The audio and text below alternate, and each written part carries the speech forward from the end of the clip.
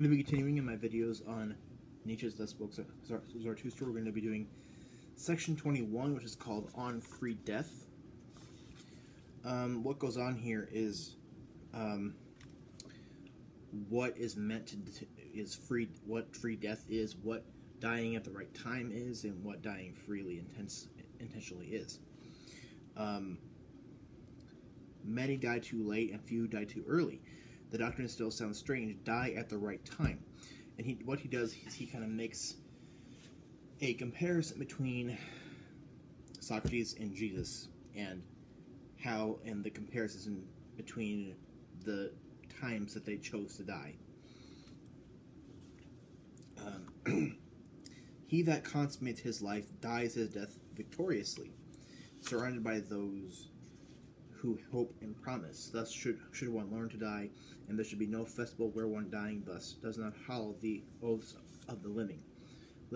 My death I praise to you, the free death which comes to me because I want it. Some become too old even for their truths and victories. A toothless mouth no longer has the right to every truth, and everybody who wants fame must take leave of honor betimes and practice the difficult art of leaving at the right time. One must cease letting oneself be eaten when one tastes best. That is known to those who want to be loved long. For some, life turns out badly. A poisonous worm eats its way to their heart. Let them see to it that their dying turns out that much better. And he states that Jesus was crucified at the time that he tasted best, and that's the analogy, that he was at his peak, and he was doing the best at that point when he died. Socrates, on the other hand, died at the right time. Socrates died for a very good reason. In the Apology by Plato, you can read that, and I should do a video about that sometime soon. In the Apology, you can read about that and read how Socrates drank the hemlock, the poison, and died after that speech when he was in the court, and when he was in court in Greece, how he made that speech, which was made to have a basically a huge effect on those who were listening. Thus, he did that, and he did that awesome thing, and then died at a quite appropriate time. Basically, Socrates was put in jail and was tried by a certain man, but I can't recall the name of, who accused him of corrupting the youth and something else. I forget what. So he made this huge speech, which had, was meant to have huge effects, and thus his death was very timely.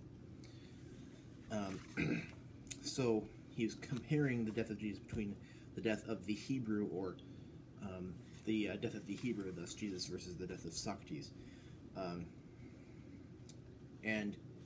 But in the man there is more of the child than in the youth, and less melancholy. He knows better how to die and to live, free to die and free in death, able to say a holy no when the time for yes has passed. Thus he knows how to die and to live. That your dying be no blasphemy against man and earth, my friends, that I ask of the honey of your soul. In your dying, your spirit and virtues should still glow like a sunset around the earth, else your dying has turned out badly. So what's being kind of stated here is that don't die while everything is at its peak. Don't die too early. Don't die when things are the best and are awesome. But also don't wait to die until you're a toothless old man and have no use and have no effect on anything, and because of your old age you can't go after and achieve a certain destiny that a overman should possibly that a possible overman should attain. And you are free to die also. That's on the free death too. That's a big thing here, but he states that it's about a free death, but it's a lot about the right time to die and how you should not die before or after your time, but die at the specifically right time. My death I praise to you, the free death which comes to me because I want it. So it's almost like Being Towards Death by Heidegger, which, you know, the being towards death isn't the conscious person wanting death, it's recognizing that it's going to happen, so it's a little bit different. But if you think I should have characterized this different or discussed it differently, comment below, let me know, and thank you.